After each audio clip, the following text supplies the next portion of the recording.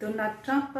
lany 47e président de la République ny Amerika izany no hoadiaditsika eto hoe aiza ny force-ny natongavany tao amin'io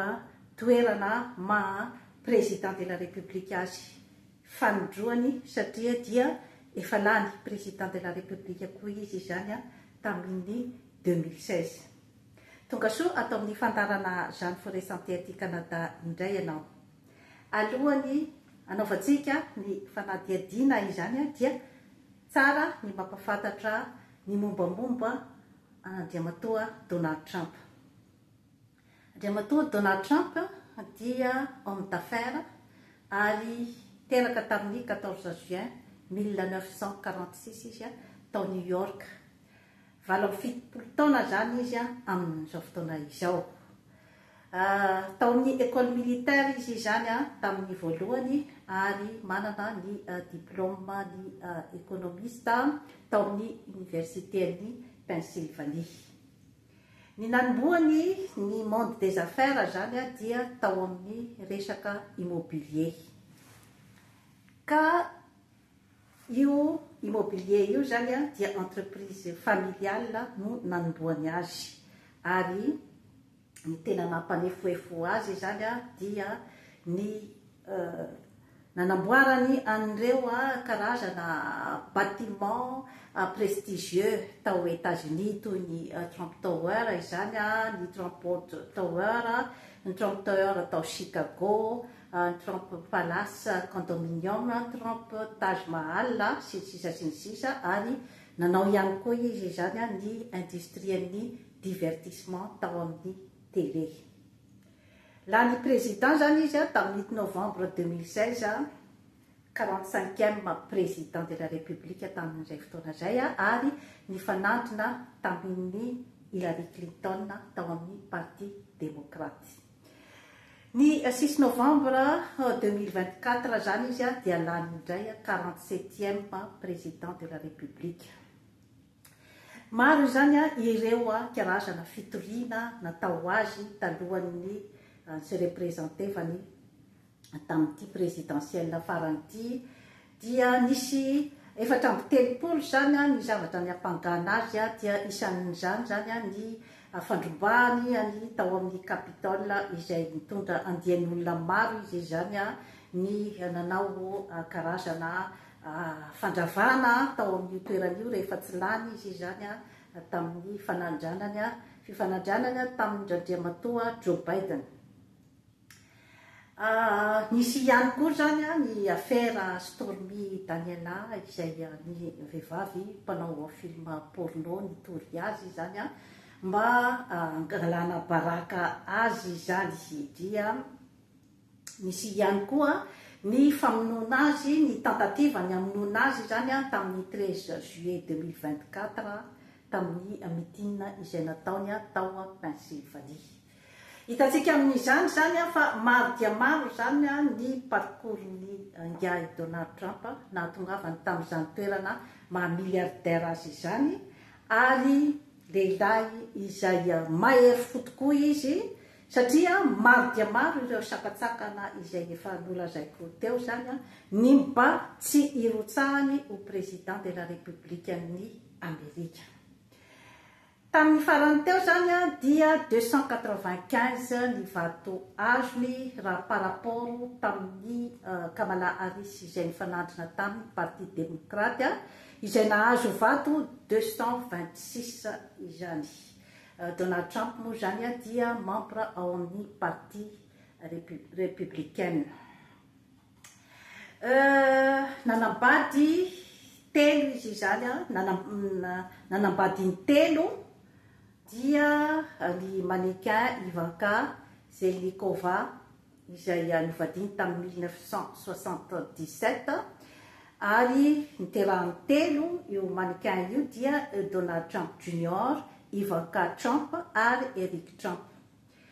Tamin'ny 1993 izy zany dia nanambady any Marla Maples izay niteraka any Tiffany Trump. Tamin'ny 2005 zany no nanambadianany any Melania Trump na atao hoe Melania Knauss zany ny nom de jeune fille ary niteraka ny Baron William Trump. 5 zany ny zanakingiahy Donald Trump. Inona zany no tena force-ny tamin'iny élection présidentielle teo iny, satria dia maro dia maro zany no nanantena ny alan'iny candidaty démocrate Kamala Harris, satria teo amin'ny sondage dia tena ny fanahtsahana ary tena nafana niady mafy zany teo amin'ny resaka sondage, kanefa dia ny urne ihany zany no milaza ny valik'afatry ny vahoaka ny hoe ity no président tianay hitondranay. Maro zany ny miteny ny hoe ny faiblesse ny Kamala Harris no nahatonga andriamatoa Donald Trump ho lany. Ary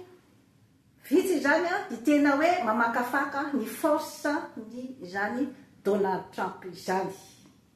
Voalohany indrindra aloha ny qualité ananany dia ny persévérance na ny herim-po izany, ary faharoa manarakaraka an'izay dia ny fahitsina, zany hoe olona milaza izany zay zavatra ao anatin'ny lohany izy izany fa tsy dia tena vanana zany amin'ny resaka diplomatie, ka maro dia maro zany ny tafitonina zany amin'ireo karazana vocabulaire izay ampiasaina dia manonona azy ho fasciste, ho nazi, ary manonona azy ho rasiste sy mpanavakavaka, satria ny politika zany dia ny hoe ny amerikana izany no priorité ozy izy amin'ny avantage rehetra rehetra izay misy eto Amerika. Ka somary ny politika ny immigration zany dia te anakato baravarana izany andriamatoa Donald Trump, satria araky ny fiheverany dia ny immigrant ozy izy no mahatonga ny tsy fandriam-pahalemana eto États-Unis, ary mahatonga ny fahabetsahan'ny trafic de drogue, ary ny mahabetsaka ihany koa zany ny fahatrana.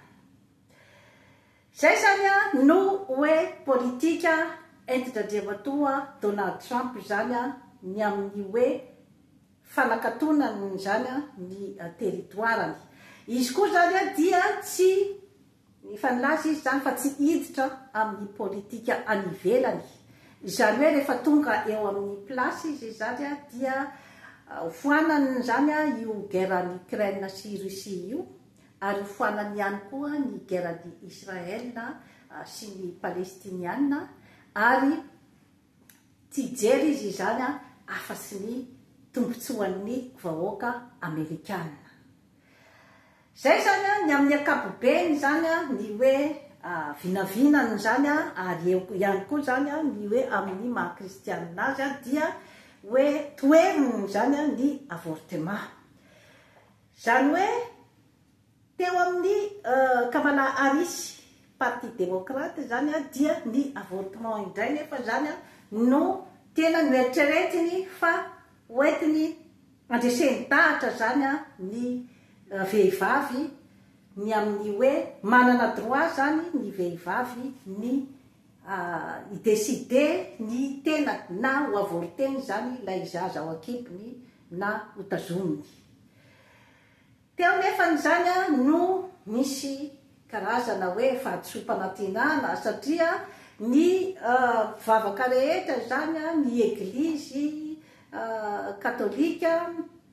sy ny eglizy protestante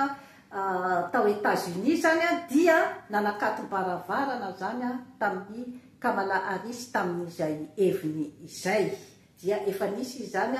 ny ataontsika hoe isam-bato nidina izany. Ary nieritreritra koa zany Kamala Harris fa akany ny vaton'ny mainty hoditra tao États-Unis, kanefa dia ny lehilahy mainty hoditra aloha zany dia tsy d'accord tamin'ny hoe andanina ny Kamala Harris, satria misy ihany koa zany ny hoe eritreritry ny eo amin'ny communauté noire zany a ny amin'ny hoe tsy hoentim-behivavy zany dia tao anatiny ihany koa zany a ny musulman izay hoe aleon'ny musulman zany a nifidy andradrematoa Donald Trump satria amin'izay hoe tsy fankasitrahana ny vehivavy hitondra izay ary eo ihany koa zany a ny hoe fampanantenany ny gera any Israely sy ny palestiniana zany a mba atsahatra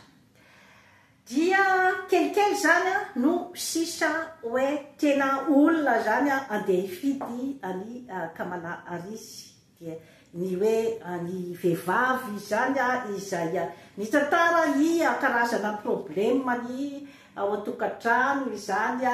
ny resaka violence conjugale, ny resaka tsy fahampian'ny vola ao an-tokantrano, ny resaka tsy fananana taratasy ireo zany sisa no ohatrany hoe cliente ny Kamala Harris zany fa ny akabeazan'ny population zany tsy resy lahatra zany teo amin'ny programany Kamala Harris satria ny tena votoatin'ny programany zareo zany dia ny fanaratsiana andradrematoa Donald Trump ary amin'ny maha procureur général azy koa zany olony lalàna izy dia iny zany no karazana ohatrany hoe fitaovana izany izay nentiny hiady tamindradrematoa Donald Trump zany ny fitondran-tena andradrematoa Donald Trump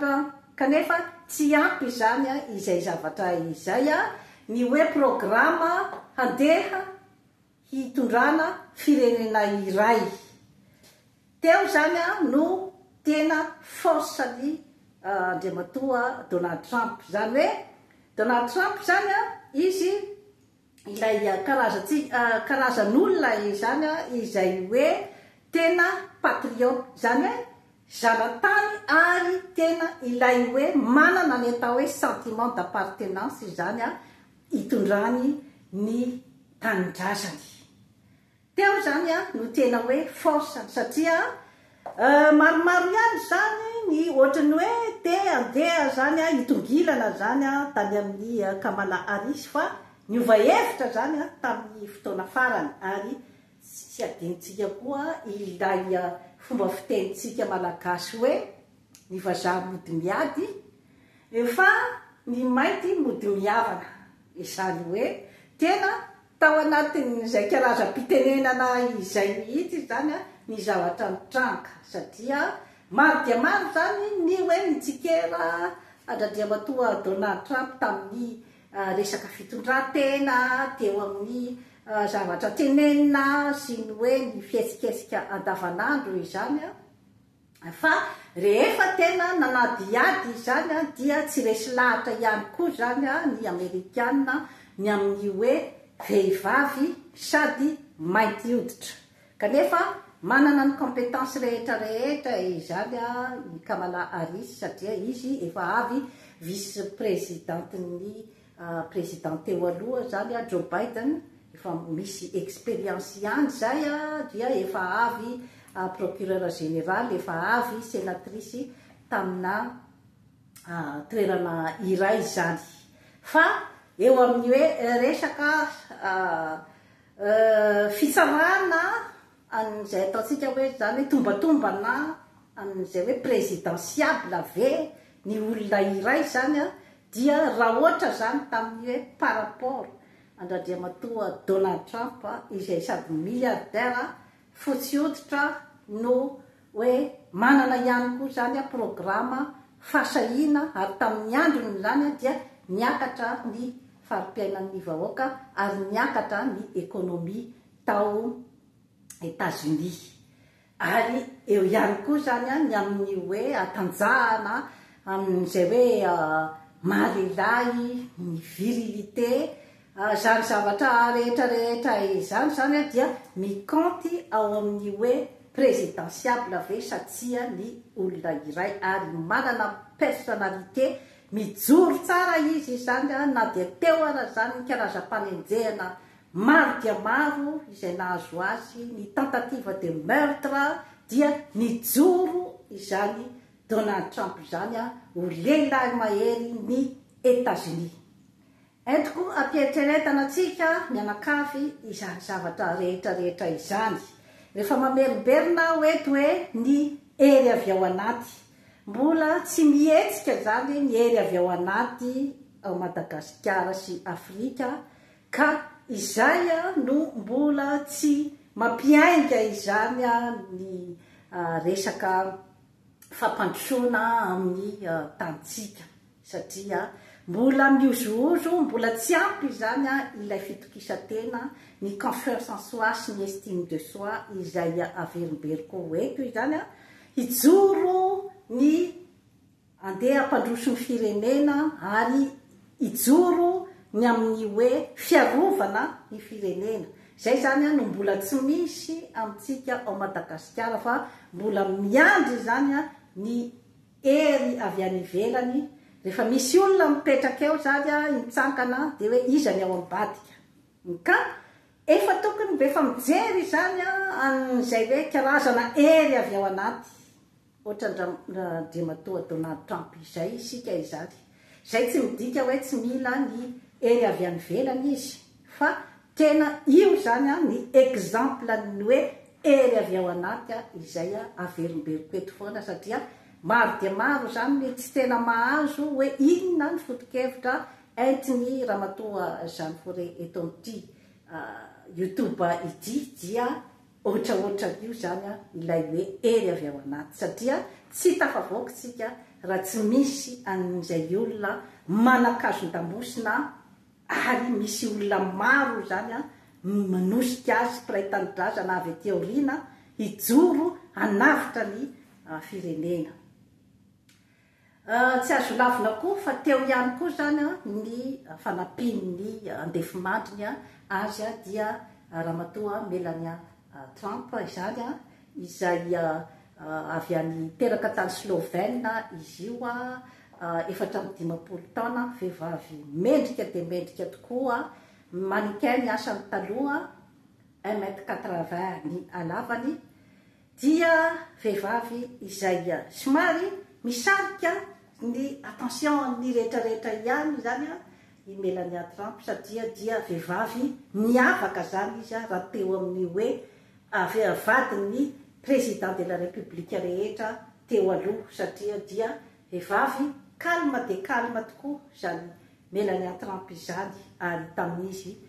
vo première dame tamin'ny voalohany dia niarany karazana fanenjehana tamin'ny endriny maro samihafa izany,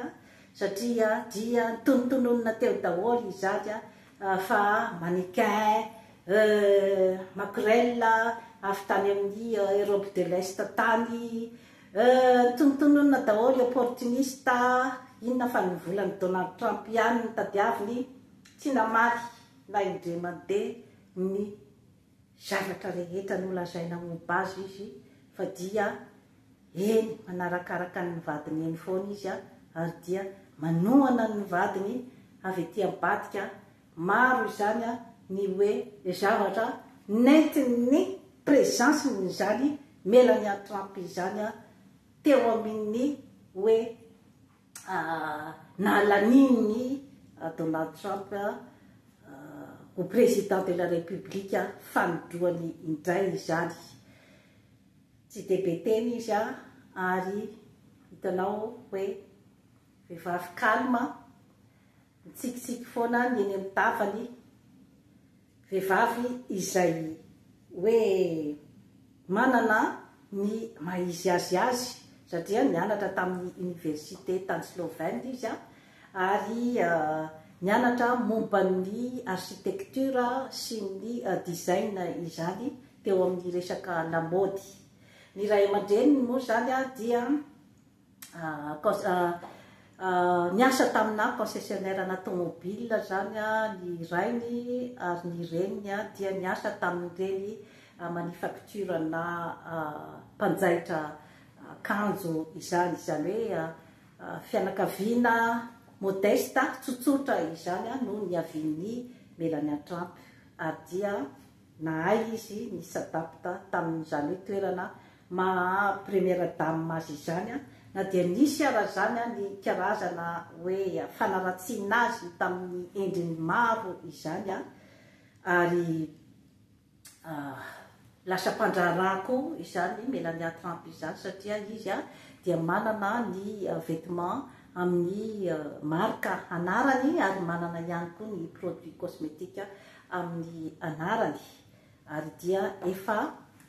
navory eo amin'ny 40 millions de dollars eo zany a ny farimpananan'ny Melania Trump amin'izao fotoana izao ary ny erin'ny andriamatoa Donald Trump koa dia ireo zanany zany a izay efa mpandraraha manana maizy azy daholo eo amin'ny sehatry ny fandrarahana États-Unis amin'izao fotoana zao manambady amanjanaka ary dia ankizy mianatra tamin'ny université daholo izany hoe manana ihany koa zany izy ny fianakaviana ao ambadika izay manohana azy zany na dia misy ara zany ny toetra izay hoe kritikena an'izany andriamatoa Donald Trump izany ka ireo fianakavian'ireo zany dia afaka manoro hevitra azy afaka hoe amin'ny resaka administration satria tamin'ny mandany voalohany zany dia ny zanany vavy Ivanka Trump zany no tena hoe nanoro hevitra azy zany tamin'ny mandany voalohany ka manan'olona maro izy zany manana olona tia tanidrasana izay hoe apiakatra any Amerika ahitazona n'izany hoe première puissance mondiale izany ka somary niteraka fahadisom-panantenana zany izay nalany andriamatoa Trump izany teo amin'ny Union Européenne ohatra dia teo ihany koa tamin'ny fifandraisany zany na aty Canada zany dia somary mivarahotsana ihany satria amin'ilay hoe anidy ny territoire zany izy eo amin'ny resaka varotra ary na ny Chine koa zany dia somary efa mivarahotsana ihany koa amin'izay hoe programan'ny Donald Trump izay dia toy izay no azo natolotra anao anio mikasika zany ny fahalaniny andriamatoa Donald Trump raha eo amin'ny Kamala Harris zany dia ataoko hoe angamba mety diso safidy ihany angamba ny demokraty raha ny fidy azy zany ifanandrina amin'andriamatoa Donald Trump satria io koa misy ny ataontsika hoe rapport de force rapport de valeur izany hoe efa Donald Trump izany dia ataontsika hoe zanatany efa matanjatanjaka zany ao États-Unis de génération en génération izany efa mpandraraha matanjaka ka azo lazaina hoe mbola marefirefy ihany zany na dia atao hoe be diplôma ara Kamala Harris dia ataontsika mbola marefirefy ihany raha ohatra ka hitondra an'izany ataontsika hoe première puissance mondiale izany satria dia mbola deuxième génération ny immigration izany i Kamala Harris dia ataoko fa